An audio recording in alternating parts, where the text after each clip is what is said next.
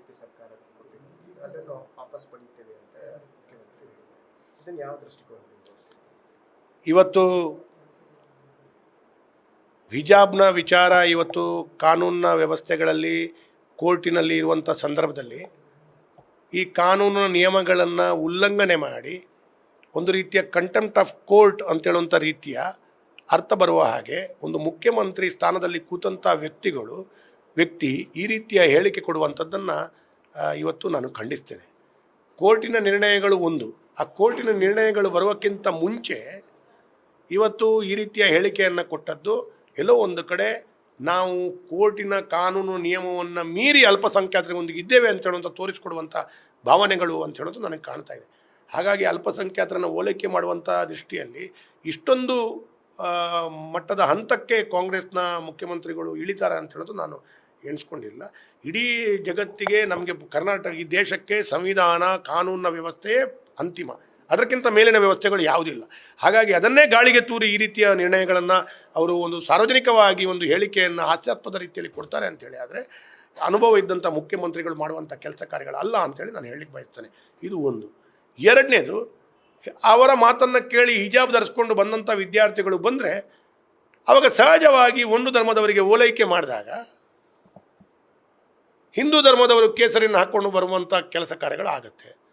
ಆವಾಗ ಬೇರೆ ಬೇರೆ ರೀತಿಯ ಘಟನೆಗಳಾಗ್ಬೋದು. ಇದಕ್ಕೆಲ್ಲ ಕಾರಣಕರ್ತರು ಯಾರು ಅಂತೇಳಿ ಸಿದ್ದರಾಮಯ್ಯವರು ಕೋರ್ಟಿನಲ್ಲಿ ಬಾಕಿ ಇರುವಾಗಲೇ ನೀವು ಹಿಜಾಬನ್ನು ಧರಿಸ್ಕೊಂಡು ಹೋಗಿ ಅಂತ ಹೇಳುವಂಥದ್ದೇ ಕಾರಣ ಆಗ್ಬೋದು ಅಂತೇಳಿ ನಾನು ಭಾವಿಸ್ತಾ ಇದ್ದೇನೆ. ಹಾಗಾಗಿ ನಾನು ಅದನ್ನು ಆಗ್ರಹಿಸ್ತೇನೆ.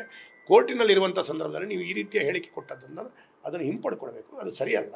ಮತ್ತು ನೀವು ಈಗಾಗಲೇ 10,000 ಕೋಟಿಯನ್ನು ಕೊಡ್ತೀರಿ ಅಲ್ಪಸಂಖ್ಯಾತರಿಗೆ ಅಂತ ಹೇಳಿದಿರಿ. ಆದ ಕಾರಣ ಅಲ್ಪಸಂಖ್ಯಾತರಿಗೆ ಓಲೈಕೆ ಮಾಡುವಂಥ ರೀತಿಯ ಲೋಕಸಭಾ ಚುನಾವಣೆ ಬರ್ತದೆ, ಜಿಲ್ಲಾ ಪಂಚಾಯತ್ ಚುನಾವಣೆ ಬರ್ತದೆ, ನೀವು ಓಲೈಕೆ ಮಾಡಿಕೊಳ್ಬೇಕು ಅಂತೇಳಿ ನೀವು ಓಲೈಕೆಯನ್ನು ನಿಮ್ಮ ಮನೆಯಲ್ಲಿ ಮಾಡಿಕೊಳ್ಳಿ, ಯಾವುದೇ ಅಭ್ಯಂತರ ಇಲ್ಲ. ಆದರೆ ಸರ್ಕಾರವಾಗಿ ಎಲ್ಲ ಹಿಂದೂ ಸಮಾಜದ ಮತ್ತು ಪ್ರತಿಯೊಂದು ಧರ್ಮಜಾತಿಯ ವ್ಯಕ್ತಿಗಳು ಸರಿಸಮಾನವಾಗಿ ಕಾಡ್ಕೊಳ್ಬೇಕಾದಂಥ ಸ್ಥಾನದಲ್ಲಿ ತಾವು ಕೂತ್ಕೊಂಡು ಕೇವಲ ಅಲ್ಪಸಂಖ್ಯಾತರಿಗಾಗಿ ನಾನು ಮುಖ್ಯಮಂತ್ರಿ ಅಂತ ಹೇಳುವಂಥ ರೀತಿಯಲ್ಲಿ ಹೇಳಿಕೆ ಕೊಡುವಂಥದ್ದನ್ನು ನಾನು ವಿರೋಧಿಸ್ತೇನೆ. ಮತ್ತು ಹಲವಾರು ಶಿಕ್ಷಣ ಸಂಸ್ಥೆಗಳಿದೆ, ಆ ಶಿಕ್ಷಣ ಸಂಸ್ಥೆಯಲ್ಲಿ ಹೂವನ್ನು ಧರಿಸ್ಕೊಂಡು ಬರುವಾಗಿಲ್ಲ, ಬಿಂದಿ ತಿಲಕವನ್ನು ಹಾಕುವಾಗಿಲ್ಲ, ಅಥವಾ ರಕ್ಷಾಬಂಧನವನ್ನು ಕಟ್ಟಬಾರ್ದು ಅಂತ ಹೇಳುವಂಥದ್ದು ಆ ಶಾಲೆಯಲ್ಲಿ ಅದನ್ನು ತೆಗಿತಾರೆ. ಅದೆಲ್ಲವೂ ಭಾಳ ದೊಡ್ಡ ರೀತಿಯಲ್ಲಿ ಹಿಂದೆ ಬೇರೆ ಬೇರೆ ರೀತಿಯಲ್ಲಿ ಪತ್ರಿಕೆ ಮಾಧ್ಯಮದಲ್ಲಿ ಬಂದಿತ್ತು.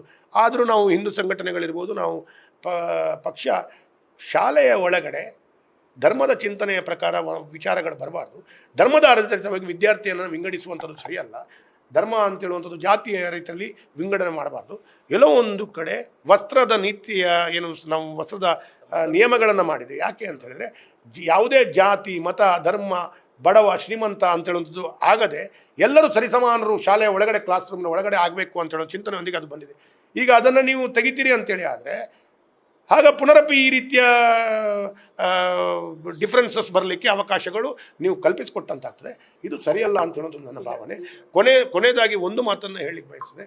ಈ ಹಿಂದೆ UT ಖಾದರ್ ಅವರು ಕೂಡ ಕಳೆದ ವರ್ಷವೇ ಇದಕ್ಕೆ ಹಿಜಾಬ್ ಬೇಕು ಅಂತೇಳಿ ವಿದ್ಯಾರ್ಥಿಗಳು ಘನಘೋಷವಾಗಿ ತಾವು ಹಿಜಾಬ್ ಬೇಕು, ನಾವು ವಿದ್ಯಾಭ್ಯಾಸವನ್ನು ಬಿಡ್ತೇವೆ ಅಂತ ಹೇಳುವಾಗ ಅವರು ಒಂದು ಮಾತನ್ನು ಹೇಳಿದ್ದಾರೆ, ನಮಗೆ ಜೀವನದಲ್ಲಿ ವಿದ್ಯಾಭ್ಯಾಸವೇ ಮುಖ್ಯ, ಹಿಜಾಬ್ ನಂತರದ ದಿನಗಳಲ್ಲಿ ನಾವು ಶಾಲೆಯಿಂದ ಹೊರಗಡೆ ಬಂದಾಗ ಹಿಜಾಬನ್ನು ಧರಿಸಿಕೊಳ್ಳುವ ಅಂಥ ರೀತಿಯ ಪರಿಸ್ಥಿತಿಗಳು ಈ ಭಾರತದಲ್ಲಿ ಮುಸಲ್ಮಾನರಿಗೆ ಸಿಕ್ಕಷ್ಟು ಅವಕಾಶಗಳು ಈ ಮಂಗಳೂರಿನಲ್ಲಿರ್ಬೋದು, ಈ ಭಾರತದಲ್ಲಿರ್ಬೋದು, ಈ ಜಿಲ್ಲೆಯಲ್ಲಿರ್ಬೋದು, ಇಡೀ ರಾಜ್ಯದಲ್ಲಿ ಸಿಕ್ಕಷ್ಟು ಅವಕಾಶಗಳು ಎಲ್ಲಿಯೂ ಸಿಕ್ಕಿಲ್ಲ. ಅಷ್ಟು ಅವಕಾಶಗಳು ಸಿಕ್ಕಿ ಕೂಡ ನಾವು ಈ ರೀತಿ ಮಾಡೋದು ಸರಿಯಲ್ಲ. ನೀವು ಪಾಕಿಸ್ತಾನ ಮತ್ತು ಬೇರೆ ಬೇರೆ ಕಡೆ ಹೋಗಿ ನೋಡಿದಾಗ ನಮ್ಗೆ ಗೊತ್ತಾಗುತ್ತೆ.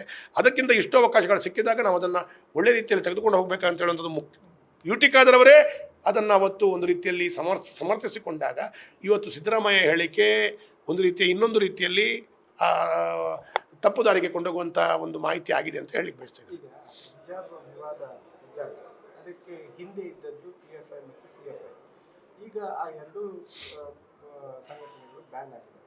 ಈಗ ಆ ಜಾಗವನ್ನು ಕಾಂಗ್ರೆಸ್ 100ಕ್ಕೆ 100 ಹಿಜಾಬ್ನ ವಿಚಾರದಲ್ಲಿ ಆದಂಥ ಘಟನೆಗಳಿಗೆ ಕಾನೂನು ಸಮರ ಇರ್ಬೋದು, ಇನ್ನಿತರ ಎಲ್ಲ ಸಮರವನ್ನು ಕೈಗೆತ್ತಿಕೊಂಡಂಥದ್ದು PFI ಮತ್ತು ಬೇರೆ ಬೇರೆ ಸಂಘಟನೆಗಳು.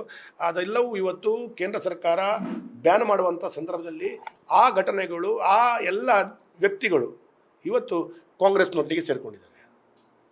ಇವತ್ತು ಅವರೆಲ್ಲರೂ ಕಾಂಗ್ರೆಸ್ನೊಟ್ಟಿಗೆ ಸೇರಿಕೊಂಡು ಇವತ್ತು ಕಾಂಗ್ರೆಸ್ನೊಟ್ಟಿಗೆ ನಿಂತು ಈ ಕೆಲಸ ಕಾರ್ಯಗಳನ್ನು ಅನುಷ್ಠಾನ ಮಾಡುವಂಥ ಪ್ರಯತ್ನಗಳು ಮಾಡ್ತಾರೆ. ಹಾಗಾಗಿ ಅದೊಂದು ಕಾಂಗ್ರೆಸ್ನ ಬಿ ಟೀಮ್ ರೀತಿಯ ಕೆಲಸ ಕಾರ್ಯಗಳು ಮಾಡುವಂಥದ್ದು ಅವರು ಮಾಡ್ತಾರೆ.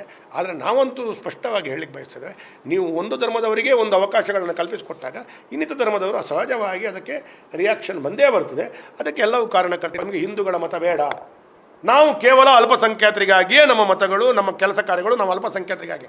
ಪರಿಶಿಷ್ಟ ಜಾತಿ ಮತ್ತು ಪರಿಶಿಷ್ಟ ಪಂಗಡದವರ 11,000 ಕೋಟಿ ತೆಗೆದು ಅಲ್ಪಸಂಖ್ಯಾತರಿಗೆ ಕೊಡ್ತೀರಿ, 10,000 ಕೋಟಿ ಅವರಿಗೆ ಕೊಡ್ತೀರಿ, ನೀವೆಲ್ಲವೂ ಅವರಿಗೆ ಕೊಡ್ತೀರಿ, ನಮಗೆ ಅವರ ಮತ ಸಾಕು, ಬೇರೆ ಯಾವುದೇ ಒಂದು ಹಿಂದೂಗಳ ಮತ ಬೇಡ ಅಂತೇಳಿ ಒಂದು ಹೇಳಲಿಕ್ಕೆ ನೀವು ಪ್ರಾರಂಭ ಮಾಡಿ.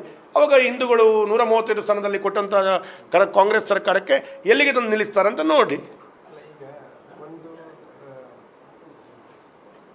ಈ ವಿಚಾರದಲ್ಲಿ ಈಗ ಹಿಜಾಬ್ ಹಾಕೊಂಡು ಬರ್ತಾರೆ ಅಂತ ವಿದ್ಯಾರ್ಥಿಗಳು ಒಂದು ಕಡೆಯಿಂದ ಕೇಸರಿ ಶಾಲ್ ಹಾಕೊಂಡು ಬರುವಂಥದ್ದು, ಅವಾಗ ಬಿಜೆಪಿ ಕೊಡ್ತಾರೆ 100ಕ್ಕೆ 100 ಹಿಜಾಬಿಗೆ ಕೋರ್ಟಿನಲ್ಲಿ ಇರುವಂಥ ವಿಚಾರದಲ್ಲಿ ಪೆಂಡಿಂಗ್ ಇರುವಂಥ ಸಂದರ್ಭದಲ್ಲೇ ಹಿಜಾಬಿಗೆ ಕಾಂಗ್ರೆಸ್ ಸಪೋರ್ಟ್ ಮಾಡ್ತಾರಾದರೆ, ಯಾವುದೇ ಕೋರ್ಟಿನಲ್ಲಿ ಇರದಂಥ ಸಂದರ್ಭದಲ್ಲಿ ಕೇಸರಿ ಶಾಲೆಗೆ ಬಿಜೆಪಿ 100ಕ್ಕೆ 100 ಸಮರ್ಥನೆ ಕೊಟ್ಟೇ ಕೊಡ್ತದೆ.